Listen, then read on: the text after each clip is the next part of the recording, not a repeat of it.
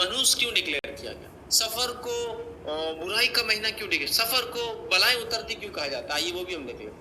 حالت یہ تھے کہ مشرکین مکہ اور اہل عرب اس زمانے کے نبی اکرم صلی اللہ علیہ وسلم کے زمانے کے، ان کا حال یہ تھا کہ وہ لوگ اکثر لوٹ مار کر کے، سمجھا، لوٹ مار کر کے اپنی روزی روٹی یا گزارا کیا کرتے تھے۔ جیسا کہ قافلوں کو لوٹ لیا، آنے جانے والے لوگوں کو لوٹ لیا، یہ کرتے تھے۔ اب ہوتا یہ تھا 3 حرمت والے مہینے ایک ساتھ آ جاتے تھے۔ کون کون سے؟ ذی القعدہ، ذی الحجہ اور محرم۔ ٹھیک، اس کی حکمت علامہ ابن کثیر لکھتے ہیں، اللہ نے 3 مہینے کو حرمت والا اس لیے رکھا اور ذی الحجہ کو بیچ میں رکھا تاکہ ذی القعدہ میں لوگ سفر کے لیے نکلے حج کے، ذی القعدہ میں آرام، ذی الحجہ میں آرام سے حج کرے اور محرم تک۔ اور اسی طرح وہ کہتے ہیں رجب کو کیوں بیچ میں محترم رکھا؟ تاکہ رجب کے مہینے میں لوگ عمرہ کر لیں۔ یہ حکمت ہے، ضروری نہیں ہے، ایسا علماء لکھتے ہیں اور اللہ ابن کثیر کا قول ہے۔ بہرحال تو 3 مہینے لوٹ مار بند ہے۔ جب 3 مہینے عرب لوٹ مار سے رک جاتے تھے، جو کہ ان کا اصل ذریعہ تھا انکم کا، تو ہوتا یہ تھا، اور جنگوں سے بھی رک جاتے، صرف لوٹ مار سے نہیں، جنگ سے بھی رک جاتے تھے۔ سمجھو 2 قبیلوں میں جنگ ہے لیکن سٹاپ، ابھی 3 مہینے جنگ نہیں ہوں گی چونکہ حرمت والے مہینے۔ جیسے ہی 3 مہینے گزرتے اور سفر شروع ہوتا تو کیا کیا شروع ہو جاتا؟ لوٹ مار شروع، اس کے علاوہ قتل و غارت گیری شروع، اس کے علاوہ راہ زنی جس کو بولتے ہیں، راستے کے مسافروں کو، قافلوں کو لوٹنا شروع، یہ کام شروع مہینے میں سفر کے۔ تو لہٰذا ہوتا یہ تھا کہ سفر کا مہینے آتے ہی گھر خالی ہو جایا کرتے تھے۔ کیوں؟ یا تو مرد لڑنے چلے جاتے تھے، یا تو ڈاکوں کے ڈر سے اپنے خاندان والوں کو لے کے پہاڑوں پہ لے کے چلے جاتے تھے، یا تو پھر مر جاتے تھے، مرنے کی وجہ سے گھر خالی ہو جاتا تھا انسانوں، جیسا کہ کسی گھر میں کوئی شوہر تھا کمانے مر گیا تو ایک طرح سے گھر خالی ہو گیا۔ تو یہ ہوا کرتا تھا سفر کے مہینے میں، کب؟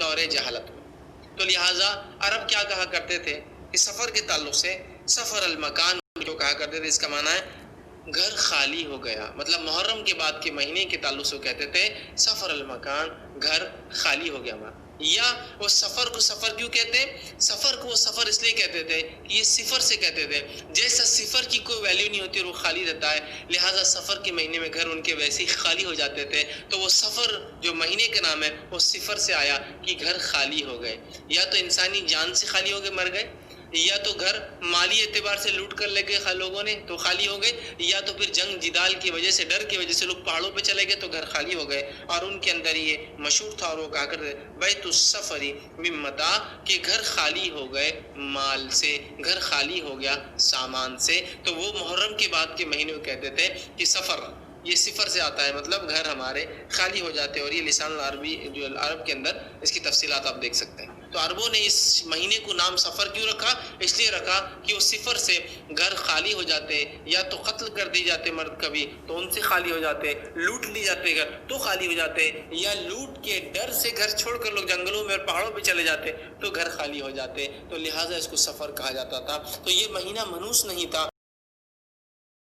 سے یہ مہینہ ہو گیا تھا، اس طرح سے یاد رکھیے۔ تو لہٰذا ایک بات پھر عربوں میں مشہور ہونا شروع ہو گئی، سفر جو ہے منحوس ہے، سفر جو ہے نحوست والا ہے، سفر جو ہے قتل و غارت گیری کا مہینہ ہے، سفر جو ہے لوٹ مار کا مہینہ ہے، اور یہ بات پھیل گئی۔ حالانکہ ان کو یہ سمجھنا چاہیے تھا سفر اپنی ذات سے نہ منحوس ہے نہ برا ہے، بلکہ ان کے اعمال ہے جو وہ کرتے تھے، تو اپنی عمل کی اصلاح، اعمال کی اصلاح تو نہیں کی، سفر کو منحوس ڈکلیئر کر دیا۔ اور اللہ ہم پہ رحم کرے، ان دور جہالت کے عربوں کے طریقے پہ آج ہم بھی ہیں۔